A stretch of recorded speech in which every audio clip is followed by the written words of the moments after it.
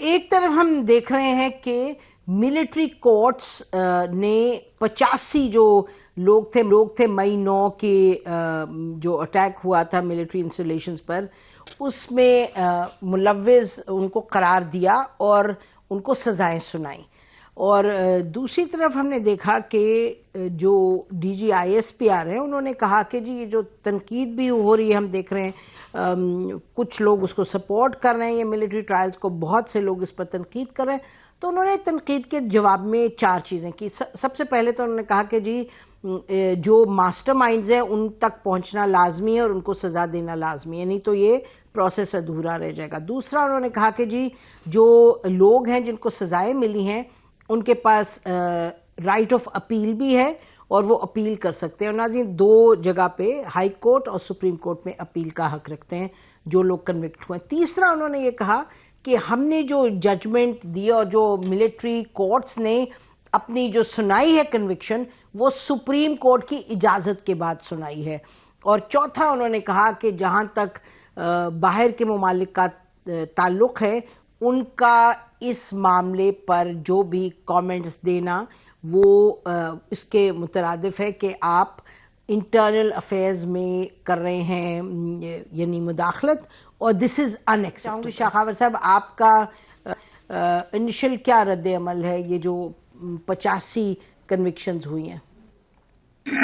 دیکھیں نسیم صاحبہ، سویلینز کا جو ہے وہ کسی بھی فورسز کے لاس کے مطابق ٹرائل ہونا جو ہے وہ اتنا خوشائند نہیں ہوتا اور اس کو اچھا نہیں سمجھا جاتا ہے، انٹرنلی بھی اور ایکسٹرنلی بھی. لیکن اس میں آپ نے دیکھنا ہوگا کہ جو 9 مئی کے واقعات ہوئے وہ سائملٹینیسلی پورے پاکستان میں ٹارگٹ ہوئے اہم جو فوجی تنصیبات تھیں یا سینسیٹیو تنصیبات تھیں جن کا ڈیفنس کے ساتھ تعلق تھا. وہ بھی ایک ایسا ایکٹ تھا جو کہ بہت ہی قابل مذمت تھا، قابل مذمت ہے بھی، اور اس کے متعلق پھر آرم فورسز نے جو ہے وہ بہت زیادہ اس کے اوپر رد عمل شو کیا تھا. پھر آپ نے دیکھا کہ بہت تقریباً سینکڑوں کی تعداد میں لوگ گرفتار ہوئے 9 مئی کے واقعات میں پورے پاکستان میں، اور ان کے ٹرائل جو ہیں یا ان کی انویسٹیگیشن پولیس نے شروع کی، ان کے جو مقدمات تھے وہ اینٹی ٹیررزم کورٹس میں بھیجے.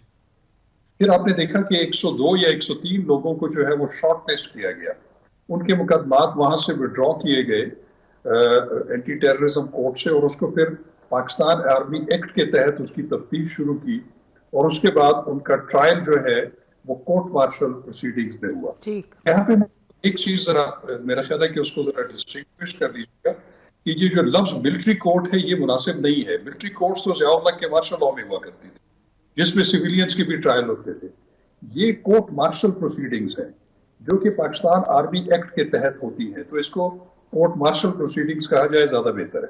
اچھا سوری، یہ جو آپ نے ڈسٹنکشن ڈرا کی تو اس میں چاہے کورٹ مارشل ہو چاہے ملٹری کورٹس ہو، ایک جو تواتر کے ساتھ تنقید ہوتی ہے وہ یہ کہ جی justice is not fully done, it's not transparent, یہ اوپن نہیں ہوتا، یہ یعنی کہ ان کیمرہ سے بھی زیادہ یہ ایک بند کمرے میں ہوتا ہے. کہا جاتا ہے فائلز دی جاتی ہیں آدھا گھنٹہ پہلے. خیر وہ تو میں ڈسکشن میں آپ لوگوں سے سننا چاہوں گی، لیکن کہنے کا مقصد یہ ہے کہ کیا ملٹری کورٹس اور کورٹ مارشل میں کوئی ان دا ڈسپینسیشن آف جسٹس کوئی فرق ہے؟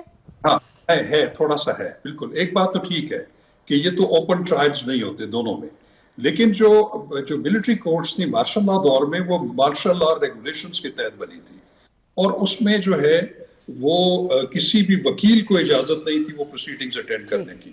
لیکن پاکستان آرمی ایکٹ کے تحت جو کورٹ مارشلز ہوتے ہیں وہ اس میں باقاعدہ جو ہے وہ ملزمان جو ہیں ان کو وکیل رکھنے کی بھی اجازت ہوتی ہے، اور ان کو پورے گواہان کے اوپر جرا کرنے اپنا ویو پوائنٹ اور اپنی صفائی میں بھی جو بھی چیزیں ہیں وہ لانے کا موقع دیا جاتا ہے، جبکہ یہ ان ملٹری کورٹس میں نہیں تھے. تو اس لیے میں نے کہا کہ وہ تھوڑا سا ہم اس میں ڈیفرینشیٹ کر دیں. اچھا شاہ خاور صاحب، یہ جو آپ نے کہا کہ جرا کے اجازت ملتی، یہ ہم سن رہے تھے جب لاہور میں انیشلی ایک جہاں ان کی ملٹری اس میں کورٹ مارشل کی جب لاہور میں ہوئی تھی تو ایک لائر ہے وہ کہہ رہی تھی، انہوں نے کہا جی she was a liar for some of them, انہوں نے کہا تھا کہ جی آدھا گھنٹہ پہلے ہمیں فائل دیتے ہیں اور کہتے ہیں اب آپ اس میں سے جو اگر آپ نے کرنا ہے ڈیفینڈ کریں جیسے بھی کرنا ہے. تو آپ جو فرما رہے ہیں کہ یعنی وقت ملتا ہے جرا کرنے کا، شاید یہ ذرا مختلف ہے اس سے وہ جو لائر صاحبہ فرمائے.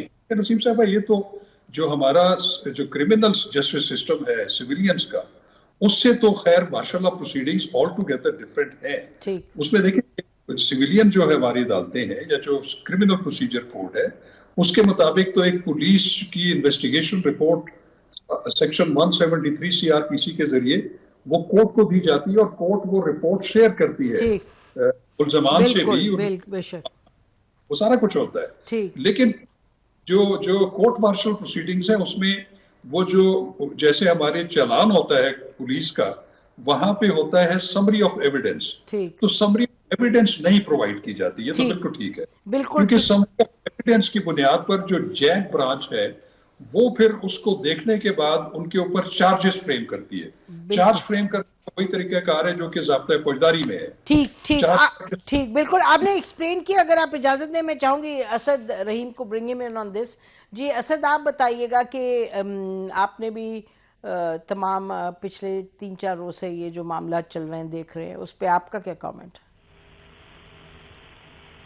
جی بہت شکریہ نسیم صاحبہ. اس میں جو بنیادی سوال ہے وہ تو یہ ہے کہ جو 26ویں ترمیم ہے جس کے ذریعے ایک آئینی بینچ نے یہ اجازت دی ہے اس کارروائی کو نہ صرف آگے بڑھنے کی لیکن ساتھ میں سزائیں بھی سنانے کی، اس کو کیا عدالتی طور پہ مستند تصور کیا جائے گا کہ نہیں کیا جائے گا؟ یہ پہلا سوال ہے.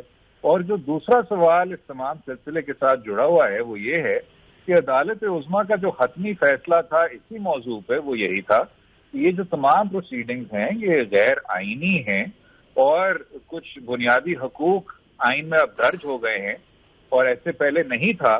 آرٹیکل 8.5 کو دیکھ لیں جو کہ ہے protection of suspension of fundamental rights, یا آرٹیکل 10 کو آپ دیکھ لیں رائٹ آف ٹرائل. یعنی یہ وہ شکیں ہیں جو کہ پہلے ہمارے قانونی نظام میں ان کو وہ ترجیح نہیں دی گئی تھی جس طرح آج دی گئی ہے.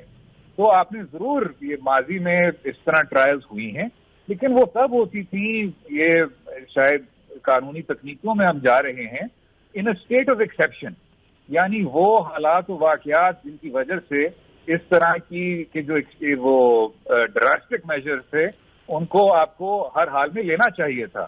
یعنی آپ نے دیکھا 2007-8 کے بعد سے بدترین ملک بھر میں انسرجنسی تھی جس کے ساتھ ساتھ آپ نے آئین میں باقاعدہ ترمیم کی تھی. اس سے پہلے 70 کی دہائی میں ایمرجنسی رول تھا، کئی بار آپ کے یہ ملٹری رول رہے ہیں، کئی بار صرف شہر کی حد تک جس طرح لاہور میں ہم نے دیکھا تھا 50 کی دہائی میں مارشل لا نافذ ہوا تھا. تو جسٹس منیر صاحب کا باقاعدہ فیصلہ ہے کہ ان مخصوص حالات کی روشنی میں ہم ملٹری ٹرائلز کو آتھرائز کر رہے ہیں.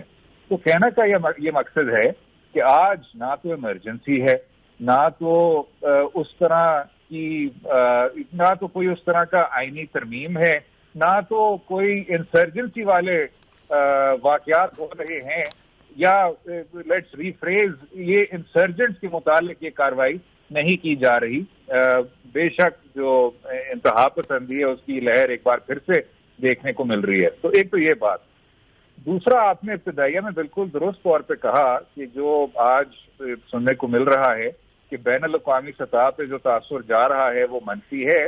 میں سمجھتا ہوں اس کو وہ ترجیح نہیں دینی چاہیے جتنا ہم سب کو اپنے ڈومیسٹک قوانین اور ڈومیسٹک سینیریو کو دینا چاہیے. انٹرنیشنل اوپینین کو بے شک ایک طرف پارک کر دیں، لیکن ہماری جو اپنا جو ہمارا جورسپروڈنس ہے نسیم صاحبہ وہ تو واضح ہے. جسٹس عائشہ ملک صاحبہ نے یہ نمایاں الفاظ میں اپنے فیصلے میں کہا ہے اور جس فیصلے کی اکثریت کا وزن ہے کہ یہاں اس طرح کی منصفانہ پروسیڈنگز نہیں ہو سکتی. ہمارے آئین میں بنیادی تبدیلیاں آ گئی ہیں. تو میں سمجھتا ہوں جب تک عدالت عظمیٰ اپنے ایپلیٹ فورم میں اس کا حتمی فیصلہ نہیں کرتی تو یہ جو سارا سلسلہ ہے یہ ایک طرح سے پریمیچور رہے گا. جی اچھا، اور یہ بتائیں آپ کہ ابھی تو جو کیس ہے اس کا تو بھی فائنل ڈیسیجن تو نہیں آیا کہ بھئی کیا یہ ملٹری ٹرائل ہو سکتے ہیں یا نہیں. M I correct?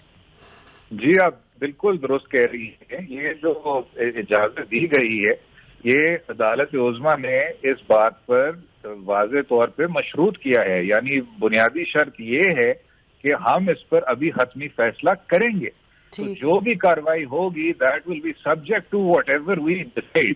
اور یاد رہے کہ عدالت عظمیٰ کا اس حوالے سے ایک حتمی فیصلہ آ چکا ہے جس کو کوئی خاص وجوہات سے معطل نہیں کیا گیا. It's a very basic suspension order. تو ابھی میں سمجھتا ہوں اس میں بہت کچھ ہے جو کہ ابھی دیکھنے کو ملے گا. ویلکم بیک ناظرین. خاور صاحب، تو ان سینس ہم کیا کہیں، یہ تو پھر وہ ایک تو بات یہ ہے کہ جن لوگوں کو یہ سزائیں دی گئی ہیں، ایک طرف یہ حقیقت ہے، دوسری طرف یہ حقیقت ہے کہ جو سزائیں جس پروسیس کے تحت دی گئی ہیں وہ کانسٹیٹیوشنل کورٹ نے کہا ہے کہ جی ابھی ہم نے یہ پروسیس پر ابھی فیصلہ سنانا ہے. تو اگر یہ دونوں باتیں درست ہیں تو ایک طریقے سے تضاد سا بن کر سامنے آتا ہے، کیونکہ لوگ جو ہیں جن کو بند کیا ہوا ہے یعنی سال سے 2 سال سے، وہ اور ابھی بھی اندر رہیں گے، اور کیا ان کو اور اندر کس سچویشن میں رہیں گے. اور تیسری بات جو ایکولی اٹس اے ریالٹی، وہ یہ کہ مئی 9 پہ ہم سب کہہ رہے ہیں کہ بھئی جلدی کریں، اس پہ فیصلہ کریں. تو یہ 3 حقائق ہیں اور ان میں سب میں تضاد دکھائی دیتا ہے. تو یہ جو سب اسد نے بھی باتیں کی، تو آپ کیا کہیں گے کہ as a person of law آپ کو کیا لگتا ہے یہ سب کو دیکھتے ہوئے؟ دیکھیں نسیم صاحب، بات یہ ہے کہ جہاں تک سپریم کورٹ کا جو اس وقت اپیلیٹ بینچ ہے، جس کو اسد رحیم صاحب آئینی بینچ کہہ رہے ہیں، اس میں ضرور وہ 5 رکنی بینچ کی جس میں 4-1 سے ایک ججمنٹ آئی تھی، جس میں انہوں نے یہ جو پروسیڈنگز تھی کورٹ مارشل ان کو انلیگل قرار دیا تھا، اس کے اگینسٹ ایک اپیل 7 رکنی بینچ سن رہا ہے. یہ ہم کیوں اس چکر میں پڑ گئے ہیں کہ وہ کانسٹیٹیوشنل بینچ ہے یا وہ نان کانسٹیٹیوشنل بینچ ہے. That 7 members bench is comprising of the 7 honorable judges of the Supreme Court of Pakistan. جی, which is still to give its judgment. انہوں نے بالکل یہ کہا ہے کہ ابھی یہ جو آپ سزائیں سنا دیں اور فیصلے کر لیں، سزائیں تو نہیں کہا، انہوں نے کہا کہ وہ فیصلے کر دیں، اور ان فیصلوں کے بارے میں جو ہے وہ اس کا جو فیٹ ہے وہ مشروط ہوگا ہمارے فائنل ڈیسیجن سے. سپریم کورٹ آف پاکستان کا جو 7 رکنی اپیلیٹ بینچ ہے وہ پہلے والے بینچ کی جو رولنگ ہے اس کو اپہولڈ کر دے، ہو سکتا ہے کہ وہ اس کو سیٹ اسائڈ کر دے. تو ہر 2 صورت میں اس کی اپنی امپلیکیشنز ہوں گی. لیکن جہاں میرے بھائی اسد رحیم نے جو کہا کہ یہ غیر آئینی اور غیر قانونی ہے، یہ بالکل غیر آئینی بھی نہیں اور غیر قانونی بھی نہیں ہے. دیکھیں 9 مئی کے واقعات میں سینکڑوں نہیں بلکہ ہزاروں لوگ گرفتار ہوئے. ان ہزاروں میں سے 102 یا 103 کا انتخاب کیوں کیا گیا؟ اس کی میں آپ کو صرف ایک مثال دے دیتا ہوں کہ اگر موب ہے وہ ایک پاکستان آرمی کی یونٹ کے باہر مظاہرہ کر رہا ہے اور ان میں سے اس موب میں 100 لوگ شریک ہیں، اس میں سے 20 جو ہیں وہ دیواریں پھلانگ کے یا گیٹ توڑ کر اندر جا کر وہاں پہ توڑ پھوڑ کرتے ہیں اور ان انسٹالیشن کو نقصان پہنچاتے ہیں. تو ان 20 کا ٹرائل جو ہے وہ under the Pakistan army act ہو رہا ہے، اور باقی 80 جو ہیں ان کا چونکہ اتنی ان کی گریوٹی انوالو نہیں ہے تو ان کا عام قانون کے تحت ہو رہا ہے.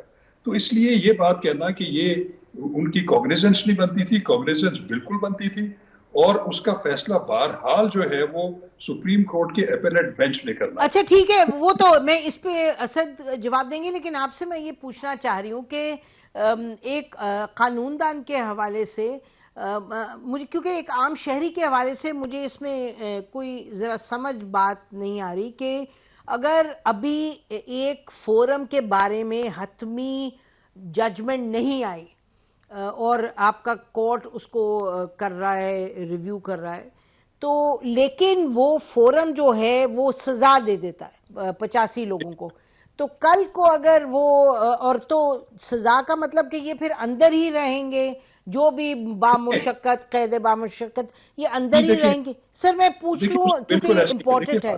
سر ایک second, if I may complete my question. تو اگر یہ کل کو ججمنٹ آ جائے کہ جی یہ غیر آئینی ہے، نہیں یہ نہیں الاؤ ہو سکتا، پھر what happens to the fact کہ یہ اتنی دیر یہ جیل میں رہے. تھوڑا سا اس پہ بتا دیجیے گا اگر شاہ خاور صاحب. کہ وہ جو 7 رکنی جو اپیل والا بینچ ہے وہ اگر واقعی یہ محسوس کرتا ہے کہ سزائیں غلط تھی اور پہلی جو سپریم کورٹ کا فیصلہ تھا وہ درست تھا، تو ایسی صورت میں یہ ساری سزائیں کورٹ مارشل والی کالعدم ہو جائیں گی اور وہ سویلین ہیرارکی میں ٹرائل ہوگا ان کا. پھر جو اینٹی ٹیررزم کورٹس ہیں پھر وہ دیکھے گی کہ ان کو ضمانت ملنی چاہیے یا ان کا پھر آگے کیسے ٹرائل ہونا چاہیے. بالکل ٹھیک. تو دوسری چیز یہ ہے کہ جب کورٹ مارشل میں بھی اگر کسی فوجی کو بھی سزا ہوتی ہے تو وہ سزا جو ہے وہ عام پریزنز میں کاٹتا ہے جو کہ سویلینز کی پریزنز ہیں. تو وہ اس کے اوپر بھی پریزن لاز ہیں اور جو مینول ہے وہ اپلائی ہوتا ہے. وہ کہیں کی بیرکس میں یا کہیں الگ جیلوں میں نہیں رہتے الگ جیل، لیکن سزا ہوتی ہے. اور ابھی جیسے آپ نے خود فرمایا کہ انڈر پروسیس ہے وہ فورم کی بھی کانسٹیٹیوشنلٹی. جی اسد کوئکلی کنکلوڈ کر دیجیے گا. ابھی انہوں نے فرمایا شاہ خاور صاحب نے کہ جو آپ کہہ رہے ہیں غیر آئینی ہے اور the courts and the trial is unconstitutional، وہ آپ صحیح نہیں فرما رہے کیونکہ سپریم کورٹ کے بینچ نے اجازت دی ہے اس کی. نہیں جی، میں نے جو بات کی ہے وہ یہی ہے کہ عدالت عظمیٰ نے اس کو غیر آئینی قرار دیا ہے اور عدالت عظمیٰ کا یہ حتمی فیصلہ ہے جس کو آج تک اوورٹرن نہیں کیا گیا، سیٹ اسائڈ نہیں کیا گیا. اس میں کوئی دو رائے نہیں ہے. شاہ صاحب یہ درست کہہ رہے ہیں کہ یہ جو کارروائی آگے بڑھی ہے اس میں عدالت عظمیٰ کا جو اپیلٹ بینچ ہے جس کی ابھی تک آئینی حیثیت کے متعلق فیصلہ نہیں آیا ہوا اور آئینی ترمیم جو آئی ہے اس کی روشنی میں جو یہ ڈھانچہ ہے کس طرح بنا ہے، کیوں بنا ہے، اس پر بھی کوئی حتمی فیصلہ نہیں آیا. So it is operating under some very extraordinary circumstances. وہ جب تک فیصلے آئیں گے تو میں سمجھتا ہوں اس میں کوئی نہ کوئی ایک فائنلٹی آئے گی. ابھی جو یہ سارا سلسلہ ہے یہ پریمیچور ہے. جو latest pronouncement of the supreme court ہے وہ تو واضح ہے اور میں سمجھتا ہوں کہ قانون سے منسلک ہے اور ہمارا جو آئینی نظام ہے اس کی جو ایوولوشن رہی ہے اس کے ساتھ بھی منسلک ہے. یعنی آرٹیکل 10A اور آرٹیکل 8(5) کی روشنی میں اس طرح کی ٹرائل کی جو حیثیت ہے وہ میں سمجھتا ہوں درست طور پہ اس فیصلے میں بیان کی گئی ہے جو اوریجنل فیصلہ تھا. جی تو یہ اکتوبر 2023 کا جو 5 ممبران کا فیصلہ تھا. تو ان ون سینٹنس نسیم صاحبہ، جب تک 26ویں ترمیم کے متعلق اور جب تک یہی جو آئینی بینچ ہے یہ ملٹری ٹرائل سویلین کا جو بنیادی سوالیہ نشان ہے اس میں جواب نہیں دے گا تو تب تک یہ تمام سلسلہ جو ہے یہ میں سمجھتا ہوں غیر حتمی رہے گا. بالکل ٹھیک.